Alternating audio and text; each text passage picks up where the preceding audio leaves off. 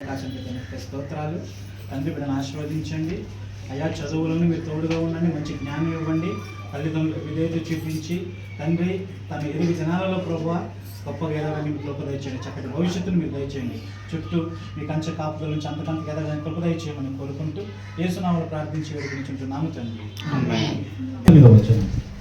ద్వితీయోపదేశకాండం 30వ అధ్యాయం 19వ వచనం. నేడు జీవమును మరణమును ఆశీర్వాదమును శాపమును నేను నీ ఎదుట నుంచి భూమి ఆకాశములను మీ మీద సాక్షులుగా పిలుచుచున్నాను. చాలండి. ఇక్కడ దేవుడు మోషేతో మాట్లాడుతూ ప్రజలందరికీ ఒక వర్తమానాన్ని తెలియచేయాలి అని ఆయన గ్రహించి ఒక చార్ట్ రాసి పెట్టిండు. ఒక చార్ట్ అంటే ఒక బోర్డు వేసి దాని మీద ఒక 4 పదాలు రాసిండు. ఏమని? జీవము, మరణము, ఆశీర్వాదము, శాపము. ఈ 4 రాసిని పెట్టి వాళ్ళకి ఏం కావాలో కోరుకోమను. జీవం కావాలా, మరణము కావాలా, ఆశీర్వాదం కావాలా, శాపం కావాలా, ఏమి కావాలో కోరుకోమను. నేను అది వాళ్ళ ఎదుట ఉంచి ఉన్నాను. అయితే భూమి ఆకాశాలు నేనేం చేస్తా? వాళ్ళ మీద సాక్షులుగా పిలుస్తాను అన్నాడండి. ఇప్పుడు ఈ 4 రాసి పెట్టిండు కదా, ఈ 4 ఏం కోరుకుంటాం ఎక్కువ? ఆశీర్వాదం. ఏం కోరుకుంటాం? ఒకరు ఆశీర్వాదం అంటారు, ఒకరు జీవం అంటే. మరణం అయితే కోరుకోరు, శాపం అయితే కోరుకోరు. ఈ రెండైతే కావాలి. ఇప్పుడు ఆశీర్వాదం కావాలన్నారు. ఆశీర్వాదం కావాలన్నప్పుడు జీవం ఉండాలిగా. జీవం కావాలన్నప్పుడు జీవానికి ఆశీర్వాదాలు కావాలిగా. అయితే రెండు ఒకటి. ఈ జీవాన్ని ప్రతి ఒక్కరు కోరుకుంటారు. జీవం అనేది చాలా ప్రాముఖ్యం. అయితే జీవాన్ని కోరుకుంటాను. మనకి కొన్ని మాటలు మాట్లాడుతున్నారు చూడండి. 20వ వచనం. నీ పితరులైన అబ్రహాము, ఇస్సాకు, యాకోబులకు ఆయన ప్రమాణము చేసిన దేశములో మీరు నివసించినట్లు యెహోవాయే నీ ప్రాణమునకును నీ దీర్ఘాయుష్యునకును మూలమై ఉన్నాడు. కాబట్టి నీవును నీ సంతానమును బ్రతుకుచు నీ ప్రాణమునకు మూలమైన నీ దేవుడిని యెహోవాను ప్రేమించి ఆయన వాక్యమును విని ఆయనను హత్తుకొనున్నట్లు జీవమును కోరుకొనుడి. అంటే 4 రాసి పెట్టిన తర్వాత ఏం కోరుకోమంటున్నాడు ఆయన? జీవాన్నే కోరుకోండి. మీరు జీవాన్నే కోరుకోండి. ఏ జీవం కోరుకోవాలంటే దానిపైన కొన్ని చేయమన్నాడు. ఏం చేయమన్నాడు? నీ దేవుడైన యెహోవాను ప్రేమించి ఆయన వాక్యమును విని ఆయనను హత్తుకొనున్నట్లు. ఏమన్నాడు? ఆయన్ని ప్రేమించాలి, ఆయన వాక్యాలు వినాలి, ఆయన హత్తుకొని జీవించాలి.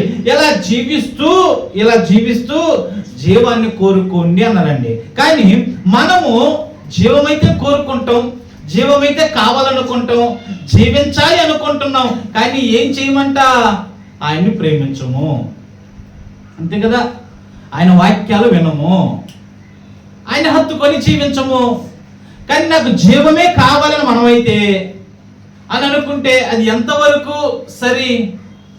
ఆయన అంటున్నాడు, నీ పితరులైన అబ్రహాము, ఇస్సాకు, యాకోబులకు ఆయన ప్రమాణం చేసిన దేశంలో మీరు నివసించినట్లు యెహోవా నీ ప్రాణమునకు నీ దీర్ఘాయుష్యునకును మూలమై ఉన్నాడు. మన ప్రాణాలకి దీర్ఘాయువు ఎవరు? దానికి మూలం ఎవరు? ఆయనే కదా. మరి ఆయన మనకు మూలమై ఉన్నప్పుడు మనం ఏం కోరుకోవాలి? జీవాన్ని కోరుకుంటున్నాం. మరి జీవాన్ని కోరుకుంటున్న మనము ప్రేమించే యొక్క స్థితిలో మనం ఉండాలి. కొన్ని వాక్యాలు చూసుకోబోదామండి. జీవం అనే దేవుడు ఎంత ఉచితంగా ఇస్తాడో ఆదికాండము 19వ అధ్యాయము 19వ వచనం. ఆదికాండం 19:19. ఇదిగో నీ కటాక్షము నీ దాసుని మీద వచ్చినది, నా ప్రాణము రక్షించుట వలన నీవు నా ఎడల కనుపరిచిన నీ కృపను ఘనపరిచితివి. నేను ఆ పర్వతమునకు తప్పించుకొని పోలేను, ఈ కీడు నాకు సంభవించి చచ్చిపోవుదనేమో. ఇదిగో పారిపోవుటకు ఈ ఊరు సమీపంలో ఉన్నది, అది చిన్నది అని ఎవరు మాట్లాడుతున్నారు? లోతు గారు మాట్లాడుతున్నాడు. సొదొమ పట్టణం నుంచి లోతు కుటుంబాన్ని దేవుడు జీవం వైపు నడిపిస్తున్నాడు. జీవం వైపు నడిపిస్తుంటే ఆ దేవుడు దేవతలను తీసుకుని వెళ్ళిపోతుంటే జీవం వైపు నడిపిస్తుంటే ఆయన ఏమంటాడు? అయ్యా, నువ్వు చూపించే పర్వతానికి మేము వెళ్ళాలంటే టైం పట్టుద్ది కనుక ఇదో పక్కనే ఒక చిన్న ప్రాంతం ఉంది, అది ఏంటంట సోయారు, చిన్నది, నేను అక్కడికి వెళ్ళిపోతాను అన్నాడండి. అక్కడికి వెళ్ళిపోతాను. కానీ దేవుడు చూపించే పర్వతానికి వెళ్ళిపోతే ఏ కీడు సంభవించదు కదా. దేవుడు చూపిస్తున్న పర్వతానికి వెళ్ళి జీవిస్తే ఏ ఇబ్బంది రాదు కదా. ఎప్పుడైతే తనంతట తాను కోరుకొని దేవుడే జీవాన్ని ఇస్తానన్నా, దేవుడే జీవింప చేస్తానన్నా, తను ఆ పర్వతానికి వెళ్ళకుండా చిన్నది ఇక్కడ ఉంది, ఒక పట్టణం ఉంది, ఒక చిన్న ఊరుంది, ఆ ఊరికి నేను వెళ్ళి తలదాచుకుంటాననేసి లోతు కుమార్తెలు వెళ్ళిపోయి అక్కడ ఉన్నారు. జరగకూడని సంగతులు, పాపాలన్నీ జరిగిపోయినాయండి. అదే దేవుడు చెప్పిన స్థానానికి వచ్చి జీవించే వాళ్ళే, జీవాన్ని కోరుకునే వాళ్ళే, జీవంలో ఉండే వాళ్ళే. కానీ ఎప్పుడైతే ఇక్కడికి వచ్చిన పాపం అనేది ఏమైపోయిందంటే శాపం అనేది వాళ్ళని ఆవహించేసింది. కనుక ఇక్కడ దేవుని వాక్యం సెలవిస్తుంది ఏంటంటే, ఇంకో దేవుడు జీవాన్ని ఇస్తాడు. అయితే జీవాన్ని ఇచ్చే దేవుడు కొన్ని చేయమంటాడు. చూడండి, మత్తయి సువార్త 19వ అధ్యాయము 17వ వచనం. మత్తయి సువార్త 19:17.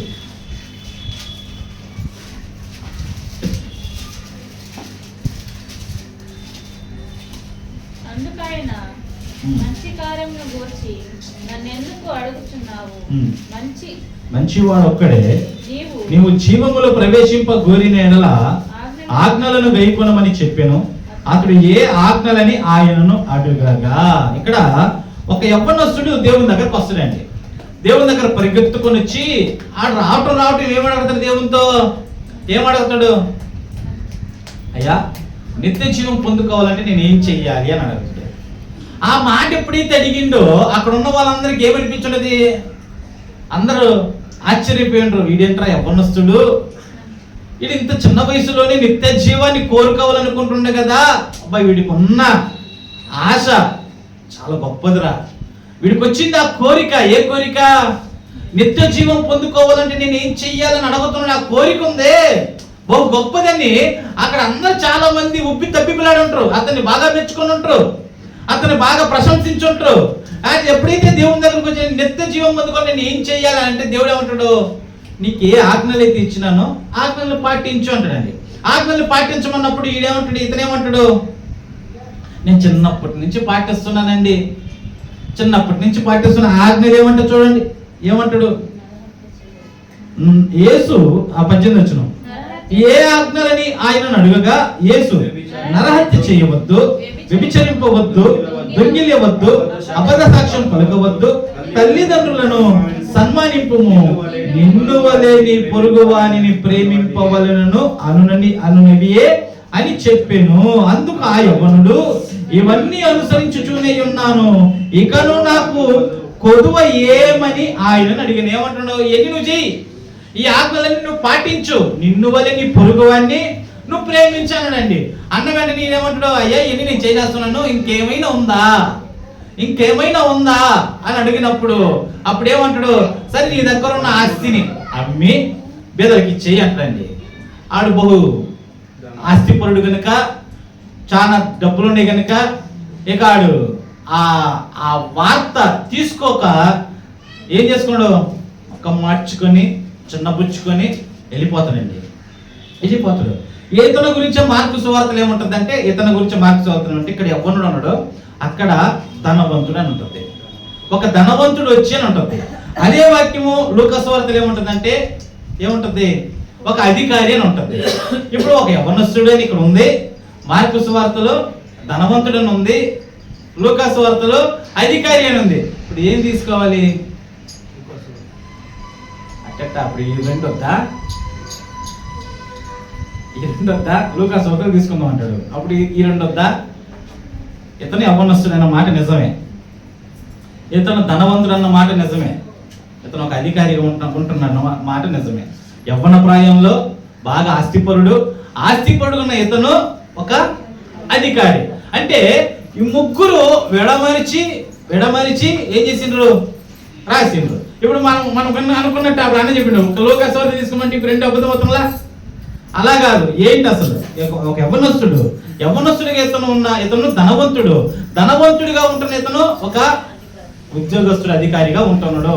ఇప్పుడు ఇన్ని గుణగాలు కలిగిన ఇతను దేవుని దగ్గరకు వచ్చి నేను నిత్య జీవం పొందుకోవాలంటే నేను ఏం చేయాలన్నప్పుడు ఏమన్నాడు?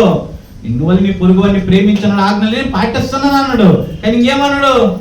నీకున్నదంతా అమ్మేసి నువ్వు పేదలకు ఇచ్చేయమంటే బహు ధనవంతుడి కనుక అది మనసు ఒప్పక వెళ్ళిపోయిందండి. అంటే దేవుని దగ్గరకు వచ్చి ఆశీర్వాదము జీవాన్ని పొందుకోకుండా వెళ్ళిపోయింది ఎవరయ్యా అంటే ఇతను ఒక్కడే.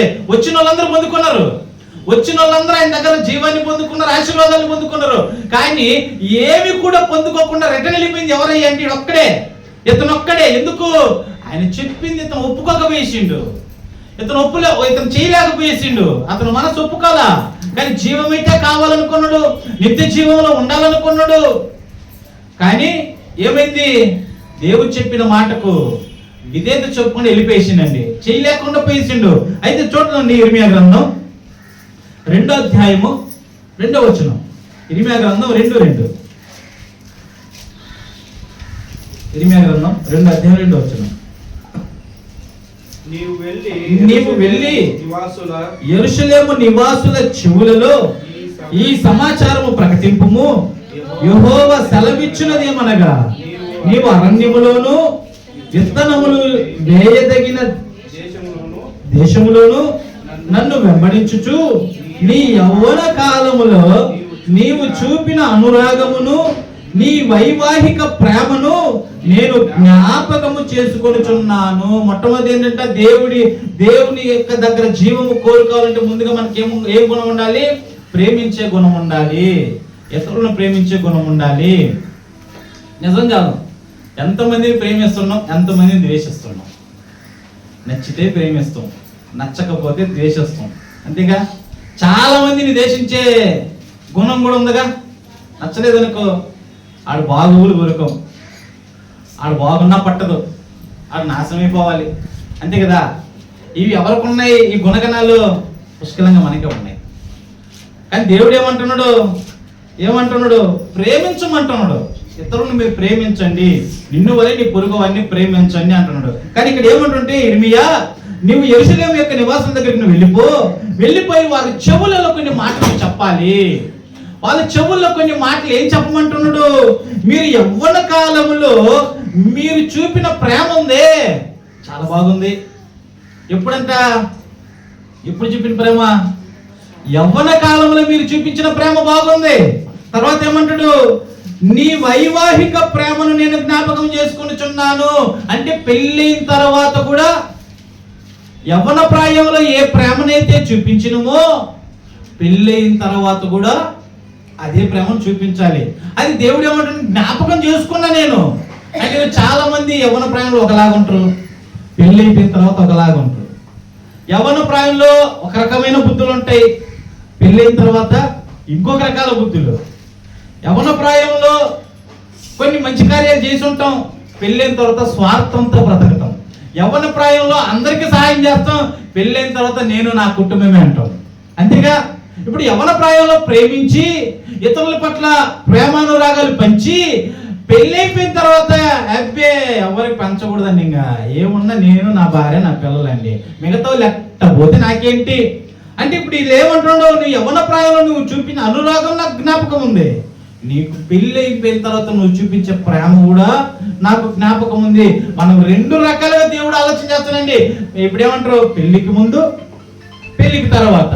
అంటే ముందు ఎలా ఉన్నాం, తర్వాత ఎలా ఉంటున్నాం. ఈరోజు చాలా మంది ముందు ఒకలాగా ఉన్నారు, వెనకాల ఒకలాగా ఉన్నారు. కానీ దేవుని వాక్యం సెలవిస్తుంది ఏమని? నువ్వు యవ్వన ప్రాయంలో ఏ ప్రేమనైతే చూపించినవో, ఎలాంటి ప్రేమలు ఇతరుల పట్ల కలిగి ఉన్నావో, వివాహం అయిన తర్వాత నువ్వు ఎలాంటి ప్రేమను కలిగి ఉన్నావో అది కూడా నేను జ్ఞాపకం చేసుకుంటున్నాను.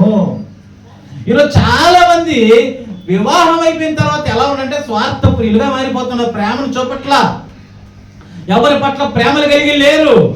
ఎంతసేపు నేను బాగుండాలి, నా కుటుంబం బాగుండాలి, నా పిల్లలు బాగుండాలి, ఇది మాత్రం ఆలోచన చేస్తున్నా. కానీ మిగతా ఇతరులను ప్రేమించి నిన్ను వాళ్ళని పొరుగు వాళ్ళని ప్రేమించేది ఏది? ఇప్పుడు జీవమైతే కావాలనుకున్నాం కదా, జీవమైతే కావాలి, జీవాన్ని కోరుకుంటున్నాం కదా. మరి దేవుడు ఏమంటున్నాడు? ప్రేమించే గుణం కలిగి ఉండి అంటున్నాండి. చూడండి కొన్ని వాక్యాలు ఇక్కడే ఉంటాయి. యోహాను పత్రిక, మొదటి యోహాను పత్రిక, యోహాను రాసిన మొదటి పత్రిక 3వ అధ్యాయము 3వ అధ్యాయం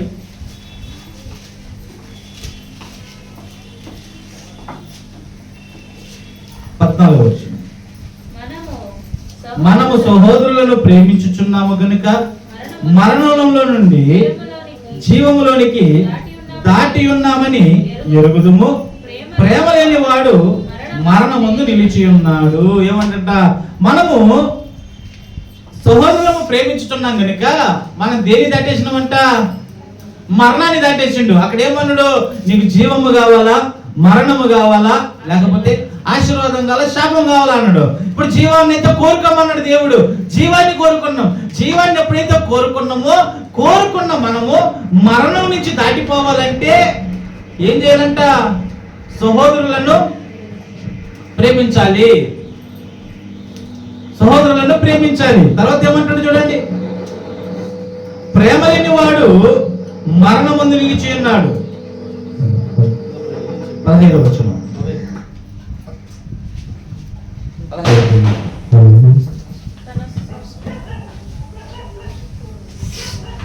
15వ వచనం.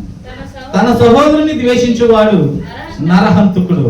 ఏ నరహంతకుని యందు నిత్య జీవం ఉండదని మీరు ఎరుగుదురు. జీవాన్ని ప్రేమించే మనము సహోదరుల్ని ప్రేమిస్తే ఏం చేస్తాం? మరణాన్ని దాటేస్తాం. ఒకవేళ అదే సహోదరుని మనం ద్వేషిస్తే మనం నరహంతకులు అవుతాం. నరహంతకులమైన మనము నిత్య జీవానికి వారసులము కాము. ఇక్కడ సహోదరులు అంటున్నారు కాబట్టి సహోదరులు కూడా తీసుకోవచ్చండి. అంతా సహోదరుల గురించి ఉంది కాబట్టి మాకు కాదు అని అనుకుంటారేమో, సహోదరులు కూడా తీసుకోవచ్చు. ఏమి కనుక ఇప్పుడు జీవాన్ని కోరుకున్న మనకి ఏ గుణం ఉండాలి? ప్రేమించే గుణం ఉండాలి. చూడండి కొన్ని వాక్యాలు. యోహాను సువార్త 13వ అధ్యాయము, యోహాను సువార్త 13వ అధ్యాయం 34వ వచనం. మీరు ఒకరినొకరు ప్రేమింపవలెనని మీకు క్రొత్త ఆజ్ఞ ఇచ్చుచున్నాను. ఏమంటున్నా? ఒక ఆజ్ఞ ఇస్తున్నా మీకు. ఆజ్ఞ ఏంటో తెలిసిన? ఒకరినొకరు ప్రేమించుకోవాలి. మన లోకానుసరమైన ప్రేమ అనుకునేరండి. లోకానుసరమైన ప్రేమ కాదు, ఆత్మీయంగా దేవుడు చెప్పిన ప్రేమ గురించి చెప్తున్నాం ఇక్కడ. కానీ కొంతమంది ఎలా అర్థం చేసుకుంటారంటే, అదే దేవుడే చెప్పేసిన ఒకరినొకరు ప్రేమించుకోమని అనేసి లోకానుసారంగా వెళ్ళిపోయి దరిద్రమైన పనులు చేయమని కాదు. ఇక్కడ ఏముంది? ఒకరిని ఒకరంటే నిన్ను వలె నీ పొరుగు వారిని కూడా నువ్వు ప్రేమించాలి అనే ఆజ్ఞ నేను మీకు ఇస్తుంటానని ప్రభు అయిన యేసుక్రీస్తు తన స్వయాన శిష్యుల దగ్గర బోధించేటప్పుడు ఈ మాటలు మాట్లాడుతున్నాడు. అది మీరు ముందుగా ఒకరినొకరు ప్రేమించుకోండి. ఒకరినొకరు ప్రేమించుకోవడం అంటే ఏంటి? వాళ్ళ కష్టాల్లో ఉన్నప్పుడు ఆదుకోండి, వాళ్ళు బాధల్లో ఉన్నప్పుడు ఓదార్చండి, వాళ్ళకి మీరు సపోర్ట్గా నిలబడండి, వాళ్ళకి అండగా ఉండండి అని ఇలాంటి విషయాలు దేవుడు తెలియజేస్తూ మీరు ప్రేమించండి. ఎందుకంటే దేవుడికి మనసు ఉంది. ఏ మనసు? ప్రేమించే గుణం ఉంది ఆయనకి. మరి ఆయనకి ప్రేమించే గుణం ఉంది కనుక ఆయన ఆరాధిస్తున్న మనకి కూడా ఏముండాలి? ప్రేమించే గుణం ఉండాలి. ఈరోజు ఆయన ఆరాధిస్తుంటామని చెప్పుకుంటున్న మనకు ప్రేమించే గుణము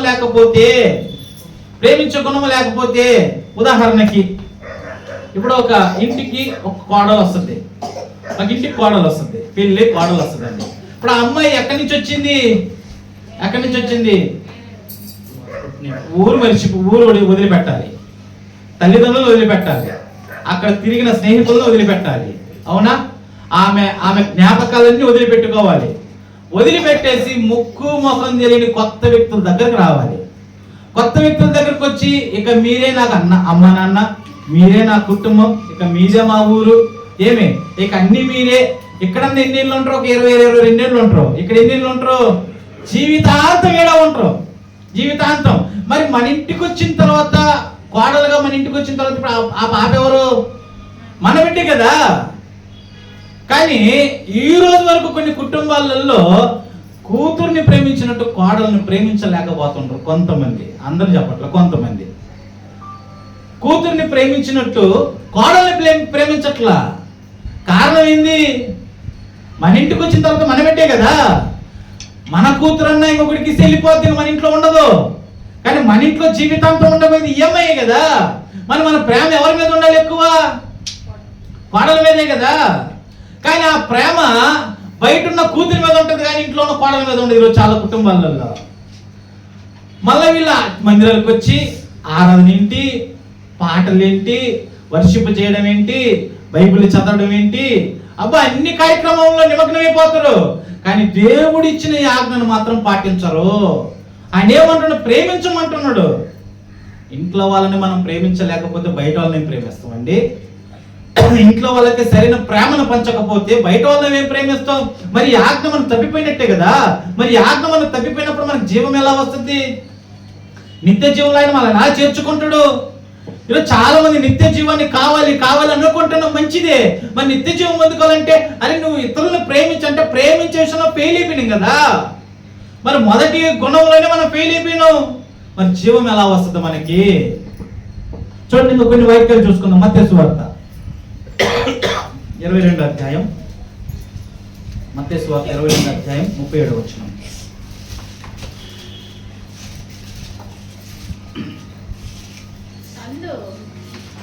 అందుకాయన నీ పూర్ణ హృదయముతోను, నీ పూర్ణ ఆత్మతోను, నీ పూర్ణ మనస్సుతోను నీ దేవుడైన ప్రభువును ప్రేమింపవలనదియే ఇది ముఖ్యమైనది మొదటియునైన ఆజ్ఞ. చాలండి. ఏది? నీ పూర్ణ హృదయముతో, పూర్ణ ఆత్మతో, పూర్ణ మనస్సుతో ఏం చేయమన్నాడు? దేవుణ్ణి ప్రేమించాలి. పోనీ ఆజ్ఞలు ఎన్ని? ఆజ్ఞలు ఎన్ని? 10 ఆజ్ఞలు. కొత్త నిబంధనకు వచ్చిన తర్వాత ఎన్ని ఆజ్ఞలు? 2 చేసిండు. ఇప్పుడు 10 కష్టమా 2 కష్టమా? 10 కష్టం 2 చేసి 2 కష్టం 10 10 కష్టమా? 2 చేసి ఈరోజు దేవుడు కూడా ఏమన్నాడు? 10 కష్టం ఉంటారా మీకు, 10 మీరు చేయలేరు అని ప్రభువైన యేసుక్రీస్తు మన మీద జాలిని చూపించి 2 చేయమంటే ఈ 2కే తల ప్రాణం తాక్కొచ్చేస్తుంది. చెయ్యట్లా, అవ్వట్లేదని మా వల్ల. ఒకటి, నిన్ను వల్ల నీ పొరుగు వారిని ప్రేమించు. రెండోది, నీ తల్లిదండ్రుల్ని సన్మానించు. ఈ 2 ఆజ్ఞలు చక్కగా ఇస్తే ఈ 2 చేయలేకపోతుంటాం, ఈరోజు చేయలేకపోతుంటున్నాం. కానీ దేవుడు ఏమంటున్నాడు? ప్రేమించమంటున్నాడు. చూడండి, యాకోబు పత్రికలో ఏమంటాడు? యాకోబు పత్రిక 2వ అధ్యాయం 10వ వచనం. యాకోబు పత్రిక 2:10.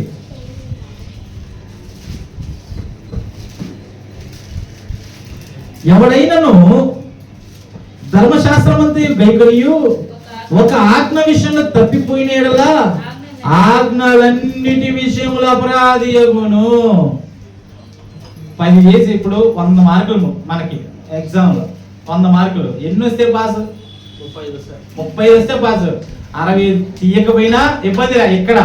కానీ ప్రభు దృష్టికి 100కి 100 తీసేయాలి. ఒక్కటి తక్కువైంది. మన మార్కులు చేసిండు, 99 వచ్చినాయి. ఒకటి తక్కువైంది, ఫెయిల్ చేసేసిండు. మనం ఏం అడుగుతాం?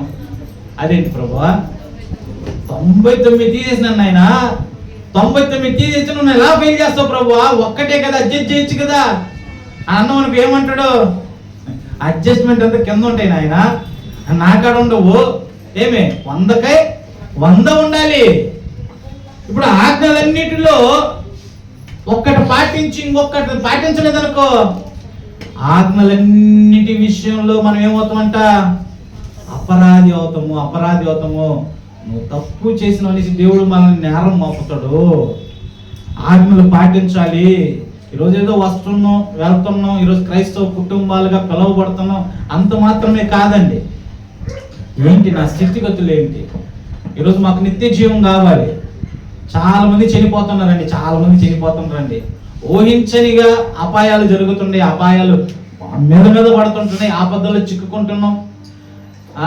ఇప్పుడున్నవాడు మరి క్షణం ఏమవుతుందో తెలియదు.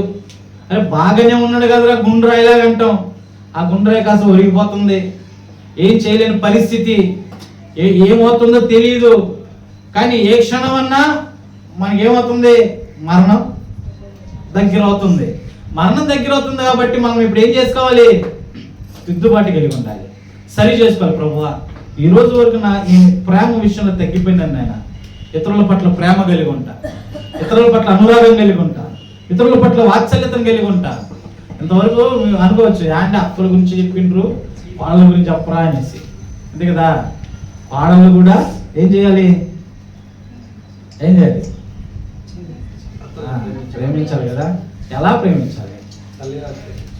అమ్మలాగా, అమ్మని ఎలా చూసుకుంటామో అత్తను అలా చూసుకోవాలి. అత్తను అలా చూసుకోవాలి. ఈరోజు చాలా మంది చూసుకుంటుండ్రా, అమ్మని ప్రేమించినట్టు, అమ్మతో మాట్లాడినట్టు, అమ్మతో సమయాన్ని గడిపినట్టు ఈరోజు అత్తలతో గడపట్ల. వాళ్ళేం మీరు దెయ్యాలు కాదు కదా, వాళ్ళేం రాక్షసులు కాదు కదా. ఈరోజు అత్త అంటే ఎందుకు అంత ద్వేషం?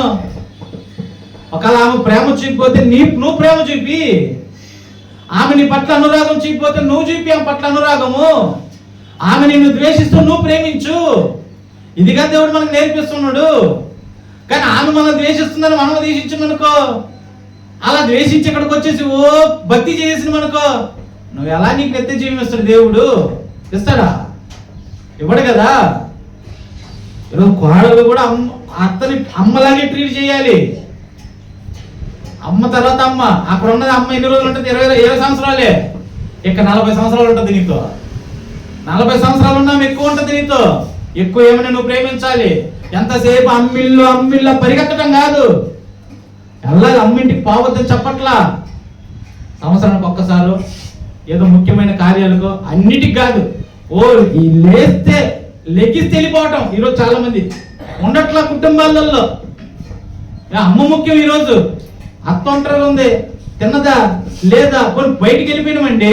బయటికి వెళ్ళిపోయిన తర్వాత అత్త భోజనం చేసినవా, ఏం తిన్నావు, ఎవరు వండి పెట్టిండ్రు, ఈ అడిగిన దాఖలాలు మీకు ఉన్నాయో చెప్పండి. ఎక్కడ ఉన్నవాళ్ళు మిమ్మల్ని అడుగుతున్నా, ఉన్నాయండి? ఒక ఆమె తల అవుతుంది నేను అడిగినాను అనేసి. అది ఎంతవరకు నిజమో మాకైతే తెలియదు. నిజమండి. ఇక్కడ కానీ మనం ఈ ప్రేమలే చూపించకపోతే, మన కుటుంబస్తుల్ని మనం ప్రేమించకపోతే పక్కన వాళ్ళని ప్రేమిస్తే ఏం ప్రేమిస్తామండి? అదేమంటాడు, ఒక్క ఆజ్ఞ తప్పిపోయినా నువ్వు అపరాధిగా మిగిలిపోతావు అంటున్నప్పుడు మనల్ని మనం పరిశీలన చేసుకుందాం, పరీక్షించుకుందాం. ఎక్కడ నేను తప్పిపోయినా, ఇంతకు నా అత్తని నేను ప్రేమిస్తున్నానా, మా మామని నేను ప్రేమిస్తున్నానా, నా భర్తను ప్రేమిస్తున్నానా, నా భార్యను ప్రేమిస్తున్నానా, మాకు తెలిసిన వాళ్ళని ప్రేమిస్తుంటున్నామా, వాళ్ళందరూ మేము అనురాగం కలిగి ఉంటున్నామా, ఇలా లేకపోతే దేశం కలిగి ఉంటున్నామా అని మనల్ని మనం ఒక్కసారి ఆలోచన కలిగి ఉంటే అన్ని కనబడతాయి. మనకి ఎంతమంది శత్రువులు, ఎంతమంది మనకి బంధువులు అనేసి, మిత్రులు అనేసి. ఈరోజు దేవుడు అంటున్నాడు, ఏ ఒక్క మీరు ప్రేమ అనేది మీరు తగ్గిపోయిన ఆజ్ఞను మీరు మీరినా మీరు ఎలాంటి స్థితిలోకి వెళ్ళిపోతారు? అపరాధి అవుతున్నాను. మొదటిగా జీవం కావాలంటే మనం ఏం కోరుకోవాలంట? జీవము కావాలన్నప్పుడు మనం ప్రేమ కలిగి ఉండాలి. ఒకటి. రెండోది చూసుకుందామండి. ఫిలిప్పులకు రాసిన పత్రిక 2వ అధ్యాయం 5వ వచనం. ఫిలిప్పులకు రాసిన పత్రిక 2వ అధ్యాయం 5వ వచనం.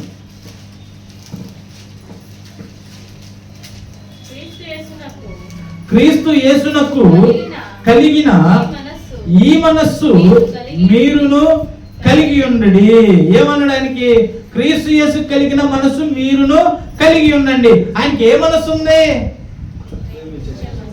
అంతే కదా. ఆయనకి ప్రేమించే మనసు ఉంది, ప్రేమించే గుణం ఉంది. కనుక ఆయన ప్రేమిస్తున్నాడు కనుక ఆయనకి ఏ గుణం అయితే ఉందో ఆ గుణం కూడా మనకు ఉండాలి. మరి మనకు ఆ గుణం లేకుండా ఎంతసేపు నేను క్రిస్టియన్ అనుకుని సరిపోద్దా? ఎంతసేపు నేను చర్చికి వెళ్తున్నానండి, నేను పాట పాడుతున్నానండి, నేను కూడా దేవుని మందిరంలో ఒక విశ్వాసిని అంటే నోరుమి అంటాడు ఆయన. గాడిద నోరుమి. ఎక్కడ విశ్వాసి? నాకు కలిగిన మనసు ఏది నీ కాడ? నాకున్న గుణం ఏది నీ దగ్గర? మళ్ళా చెప్పుకోవడం ఏంటి? నేను క్రైస్తవురాలి, క్రైస్తవుడిని. కనుక క్రీస్తు యేసునకు ఏముందంటే ఆయన మనసు. చూడండి పైన 3వ వచనం, అంటే 2వ వచనం చదువు. మీరు ఏక మనస్కులగునట్లుగా ఏక ప్రేమ కలిగి ఏక భావము గలవారుగా ఉండి ఒక్క దాని యందు మనసుంచుచు నా సంతోషము సంపూర్ణము చేయండి. కక్ష చేతనైనను వృధాతిశయము చేతనైనను ఏమీ చేయక వినయమైన మనస్సు గలవారై ఒకరినొకడు తన కంటే యోగ్యుడని ఎంచుచు మీలో ప్రతివాడును తన సొంత కార్యములు మాత్రమే గాక ఇతరుల కార్యములను కూడా. ఇది ప్రేమ. మన కార్యాలే గాక ఇతరుల కార్యాలు కూడా చూడాలి. అవుతుందా? ఇతరుల పట్ల మనం నిమగ్నమై ఉండడానికి ఇష్టపడతామా? కుదరద్దా? మన పనులే మనకు సరిపోతుండే, పక్కన వాళ్ళ దగ్గర పోయి ఏం చేసేపోతండి? మనకే మనకు సరిపోతుండే, మన పనులు చూసుకునేకే మనకు టైం సరిపోట్లా, మన కార్యాలు చేసుకునేకే మనకు టైం సరిపోట్లా. పక్కన వాళ్ళ దగ్గరికి ఏం పోయి చేస్తాం? అని దేవుడు అంటుండో నాకు కలిగిన ఈ మనస్సు మీరును కలిగి ఉండు అంటుండండి. చూడండి సామెతల గ్రంథం 21 అధ్యాయం 29 వచనం. సామెతలు 21:29.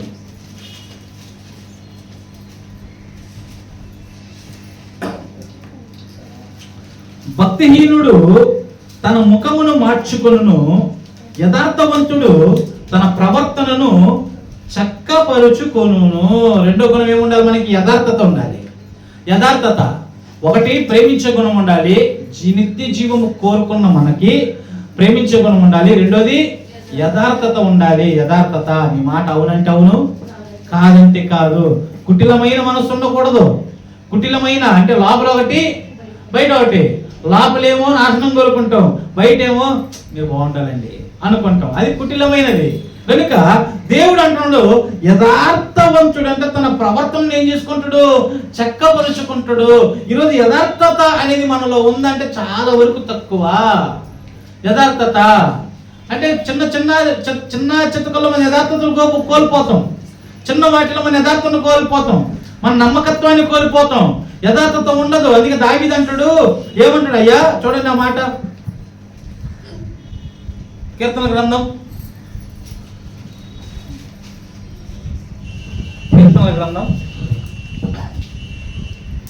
101వ కీర్తన 2వ వాక్యం. నిర్దోష మార్గమున వివేకముతో ప్రవర్తించదును, నీవు ఎప్పుడు నా యుద్ధకు వచ్చేదవు, నా ఇంట యథార్థ హృదయముతో నడుచుకొందును. చాలని దావీదు గారు మాట్లాడుతూ, నిర్దోష మార్గమున నేను వివేకముతో ప్రవర్తిస్తా అంటే బయటంతా ఎలా ఉంటా? నేను నిర్దోషిగానే ఉంటా. ఎవరు కూడా అక్కటడిదిరా ఎన్నటరా అని చెప్పడానికి కూడా వీలు పడనంతగా నేను నిర్దోషంగా ఉంటాను, సాక్ష్యం కాపాడుకుంటాను. ఒకటి. తర్వాత ఏమంటాడు? నా ఇంట్లో నేను ఎలా ఉంటాను? యథార్థ హృదయముతో ఉంటా. నా ఇంట్లో కూడా ఎలా ఉంటా? యథార్థంగా ఉంటా. యథార్థం అంటే ఏంటి? భార్య దగ్గర ఎలాంటి దాపరికాలు ఉండకూడదు, భర్త దగ్గర ఎలాంటి దాపరికాలు ఉండకూడదు, తల్లిదండ్రుల దగ్గర ఎలాంటి దాపరికాలు ఉండకూడదు, పిల్లల దగ్గర ఎలాంటి దాపరికాలు ఉండకూడదు. ఇది యథార్థత. ఇప్పుడు దావీదు అంటాడు, నా ఇంట కూడా నేను ఎలా ఉంటా? యథార్థత కలిగి ఉంటాను అన్నాడండి. బయటేమో నిర్దోష మార్గంలో వివేకంతో నడుచుకుంటా, ఇంట్లో యథార్థంగా ఉంటా. నీవు ఎప్పుడు నా ఎంతకు వచ్చి ఏమంటాడు? ఇప్పుడు చెప్పు ప్రభు, నా ఇంటికి ఎప్పుడు వస్తావు? ఎప్పుడు? బయట సాక్ష్యం బాగుంది, ఇంట్లో కూడా యథార్థంగా ఉండా. నా ఇంటికి ఎప్పుడు వస్తావు చెప్పు. ప్రభు మన ఇంటికి రావాలంటే సాక్ష్యం బాగుండాలి. రెండోది యథార్థంగా ఉండాలి. ఇలా ఉన్నాడు కాబట్టి ధైర్యంగా దేవుని పిలుస్తున్నాడు. ప్రభు నా ఇంటికి ఎప్పుడు వస్తావు చెప్పు, నా ఇంటికి ఎప్పుడు రాగలవు చెప్పు, ఎప్పుడు వస్తావు అని దేవుని ప్రశ్నిస్తున్నాడండి. అలా చెప్పగలిగే ధైర్యం మనకుందా చెప్పండి? చాలా వరకు లేదండి. యథార్థత కోల్పోతాం, సాక్ష్యం లేదు సరిగ్గా. కనుక చూడండి, యథార్థత అనేది చాలా ప్రాముఖ్యం. అందుకే 12వ అధ్యాయం సామెతల గ్రంథం అంటాడు, 12వ అధ్యాయం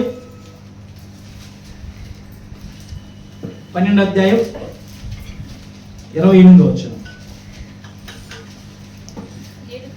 నీతి మార్గమునందు జీవము కలదు, దాని త్రోవలో మరణమే లేదు. మొదటి ప్రేమ కలిగి ఉండాలి, రెండోది యథార్థత, మూడోది నీతి కలిగి ఉండాలి. నీతి మార్గములో ఏముందంట? జీవం ఉంది. ఇప్పుడు మనకి ఏం కోరుకోమన్నాడు దేవుడు? జీవాన్ని కోరుకోమన్నాడు కదా. మరి జీవాన్ని కోరుకున్న నీవు ఏం కలిగి ఉండాలంటే ప్రేమ కలిగి ఉండాలి, యథార్థత కలిగి ఉండాలి, మూడోది నీతి కలిగి ఉండాలి. ఈ 3 అనుభవాలు మనలో ఉండాలి. ఈ నీతి మనం కలిగి ఉన్నప్పుడు ఆ నీతి మార్గంలో జీవం ఉన్నది, దాని త్రోవలో ఏమి లేదంట? మరణమే లేదు అంటున్నాడండి. కానీ మనం నీతిగా లేవు, నీతి తప్పిన వాళ్ళగా ఉంటుంటున్నాం. ఈరోజు చాలా మంది అంటారు, అరే వాడికి నీతి లేదురా, వాడికి నిజాయితీ లేదురా, మనం ఎన్ని చేయలేదురా వాడికి, మనం ఎన్ని చేయలేదక్క అమ్మికి, ఎక్కడ నీతిగా ఉంటున్నారు వాళ్ళు అని ఎన్నోసార్లు మనం వాపోయిన సందర్భాలు చాలా ఉంటున్నాయి. కానీ దేవుడు అంటున్నాడు, నువ్వు నీతి మార్గంలో నువ్వు ఉంటే నీకు జీవం ఉంది. నీతి అనే గుణం మనం కలిగి ఉండాలి. చూడండి, రాజులు 2వ గ్రంథం 18వ అధ్యాయము 3వ వచనం. రాజులు 2వ గ్రంథం 18వ అధ్యాయం 3వ వచనం.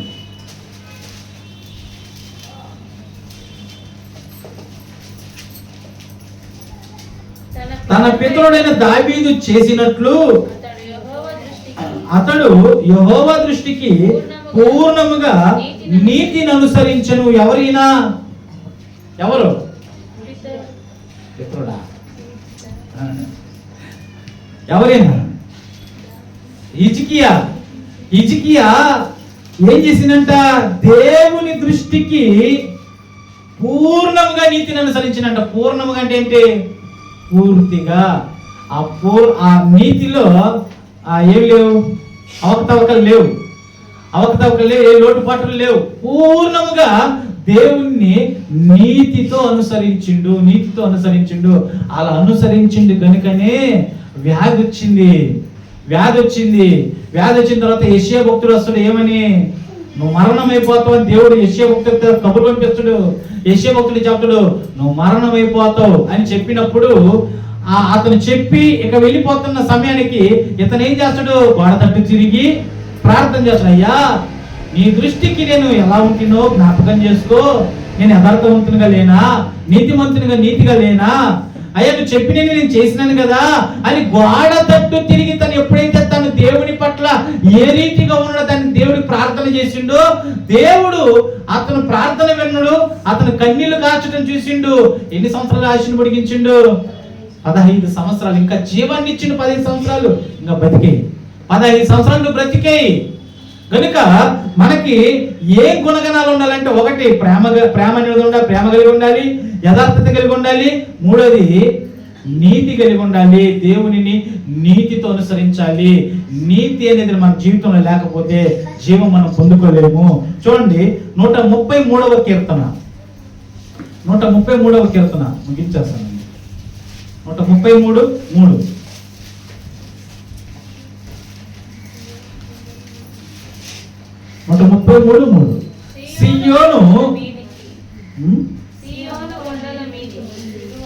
సియోను కొండల మీదకి దిగివచ్చు హెర్మోను మంచు వలె నుండును. ఆశీర్వాదమును శాశ్వత జీవమును అచ్చట నుండవలెనని యెహోవా సెలవిచ్చి ఉన్నాడు. ఎక్కడ?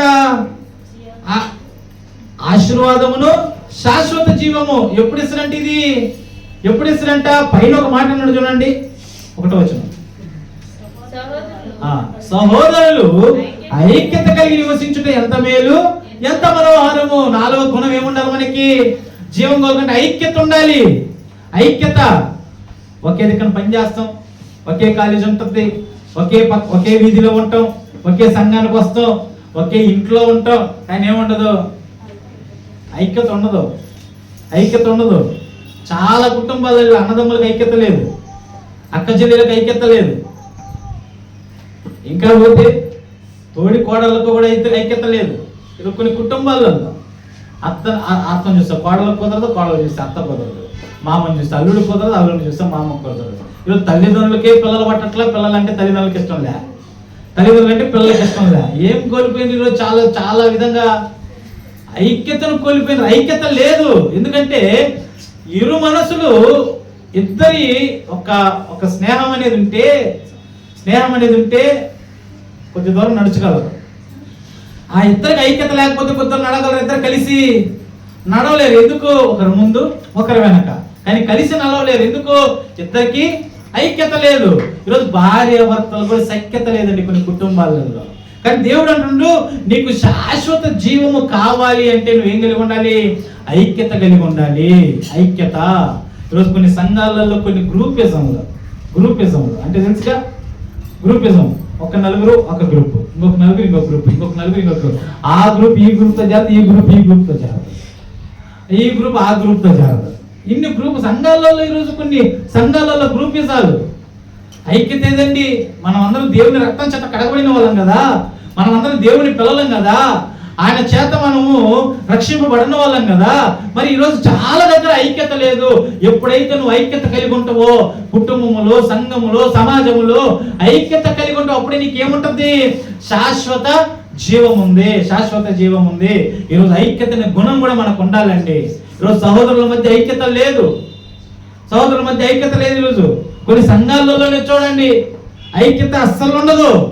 ఎందుకు ఉండదంటే ఆడు చెప్పేది వీడికి నచ్చదు, వీడికి చెప్పేది ఆడికి నచ్చదు. ఆడు చేసే కార్యాలు వీడికి నచ్చవు, వీడి చేసే కార్యాలు ఆడికి నచ్చవు. మరి ఐక్యతలో వస్తుంది. ఐక్యత లేనప్పుడు దేవుడి శాశ్వత జీవం ఎలా ఇస్తాడు, ఆశీర్వాదం ఎలా ఇస్తాడు? ఈరోజు అన్నీ ఉండేది ఆశీర్వాదం కాదండి. అన్ని పుష్కలంగా నేను అన్ని సంపాదించుకున్నాను, అన్ని నాకున్నాయి అంటే ఇదే ఆశీర్వాదం అంటే ఆడికంటే మూర్ఖుడు మరొకరు లేడు. ఇది ఆశీర్వాదం అంటే. ఆశీర్వాదం అంతకు మించింది. ఆశీర్వాదం అనే ఆ భాగం ఉందే, ఏదంటుందా ఆ గుణం ఉందే, వాటన్నిటికంటే మించింది. ఈరోజు చాలా మంది అన్ని సమకూర్చుకున్న తర్వాత ఇది కదా మనకు ఆశీర్వాదం అంటే ఇంకాడికంటే మూర్ఖుడు భూమి మీద ఉన్నాడు. కానీ దేవుడు అంటున్నాడు, నీకు ఆశీర్వాదము శాశ్వత జీవము కావాలి అంటే నీకు ఏం కావాలి? ఏం కలిగి ఉండాలి? నువ్వు ఐక్యత కలిగి ఉండాలి. ఒక్క మాట చూసుకొని ముగించుకుందామండి. అపోస్తుల కార్యములు 3:1 3:1 పగలు 3 గంటలకు ప్రార్థన కాలమున పేతురును యోహానును దేవాలయమునకు ఎక్కి వెళ్ళుచుండగా. ఎవరంట? పేతురు, యోహాను. ఎక్కడికి వెళ్తున్నారు? మందిరానికి వెళ్తున్నారు. వీళ్ళిద్దరు ఎక్కడికి వెళ్తున్నారు? ఇద్దరు మందిరానికి కలిసి వెళ్తున్నారండి. ఇంతకు వీళ్ళిద్దరు గుణగణాలు ఏంటో తెలుసా? పేతురేమో తొందరపడే వ్యక్తి. యోహానేమో కాస్త నెమ్మలస్తుడు, తొందరపడే వ్యక్తి. ఇద్దరు కలిసి ఎక్కడికి వెళ్తున్నారు? ఐక్యత ఉందా ఇద్దరిలో? ఆ ఐక్యత కలిగి ఉంటేనంట ఏముంది? జీవం ఉంది. ఈరోజు ఐక్యత కలిగి ఉండాలి. మనము భార్య భర్తతో ఐక్యత ఉండాలి, భార్య భర్తలకు ఐక్యత ఉండాలి, కుటుంబాలలో అన్నదమ్ములకు ఐక్యత ఉండాలి, అక్క చెల్లెలకు ఐక్యత ఉండాలి, తోడి కోడలకు ఐక్యత ఉండాలి. తర్వాత చుట్టుపక్కల వాళ్ళతో సంఘంలో ఐక్యత కలిగి ఉండాలి. ఇలాంటి ఐక్యత కలిగి ఉంటే ఖచ్చితంగా దేవుడు జీవాన్ని ఇస్తాడు. ఈరోజు చాలా మంది ఏమనుకుంటారంటే నేనే రైట్, నాకే తెలుసు, నేను చేసేదే కరెక్ట్, నా చుట్టూ ఉండే వాళ్ళందరూ ఏం లేదంట అవడు సరిలే అని భ్రమలో బతకతుంటున్నాం, అని భ్రమలో ఉన్నాం అంతే. ఈరోజు కొంతమందిని కదిలిస్తే వాళ్ళు ఎలా మాట్లాడతారంటే ఇక వాళ్ళే మేధావులు, ఇక వాళ్ళకే అన్ని తెలుసు, ప్రపంచంలో వాళ్ళకి తెలిసిన అన్ని ఎవరికి తెలియదు అన్నట్టు ఈరోజు చాలా మంది ఫీల్ అయిపోతుంటారు. కానీ దేవుడు చెప్పిన గుణగణాలు మనం లేకపోతే మనకు జీవం లేదండి. ప్రేమ కలిగి ఉండాలి, యథార్థత కలిగి ఉండాలి, నీతి కలిగి ఉండాలి, ఐక్యత కలిగి ఉండాలి. ఒక్కటి చూపించి ముగించుకుందాం. మత్తయి సువార్త 7:13 7:13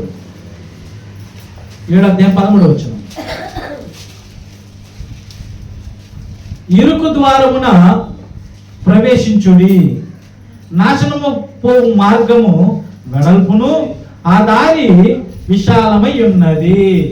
ఏంట? ఇరుకు మార్గమున ప్రవేశించడం నేర్చుకోవాలి. ఎప్పుడైతే ఇరుకు ద్వారం ప్రవేశించడం మనం నేర్చుకుంటామో మనకేముందప్పుడు? జీవం ఉంది. అంటే ఇరుకు మార్గం అంటే ఏది?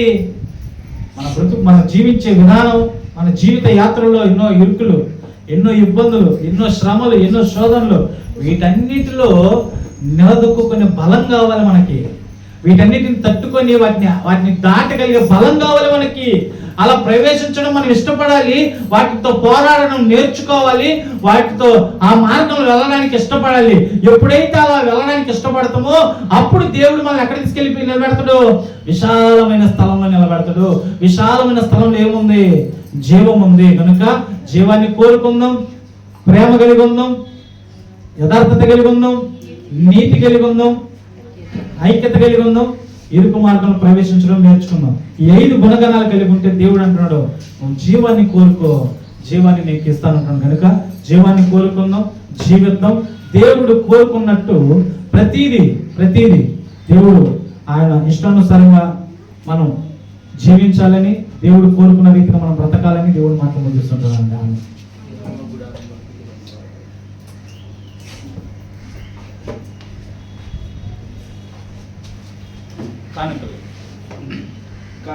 కానుకలు పట్టండి.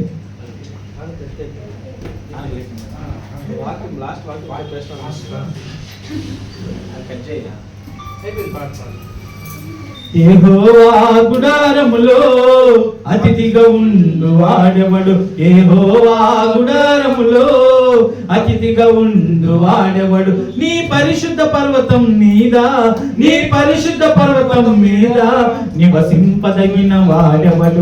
నివసింపదగిన వాడెవడు యెహోవా గుడారములో అతిథిగా ఉండు వాడెవడు యెహోవా గుడారములో అతిథిగా ఉండు వాడెవడు యథార్థమైన ప్రవర్తన కలిగి ఉండి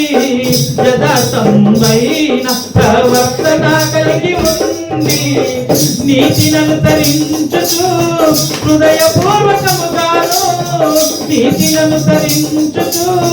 హృదయపూర్వకముగాను నిజము పలుకువాడే కదా నిజము పలుకువాడే కదా యెహోవా గుడారములో అతిథిగా ఉండు వాడెవడు యెహోవా గుడారములో అతిథిగా ఉండు వాడెవడు అట్టివాడు నాలుకతో కొండెములెన్నడు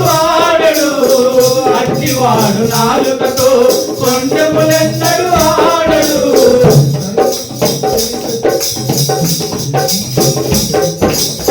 పొరుగువాని మీదను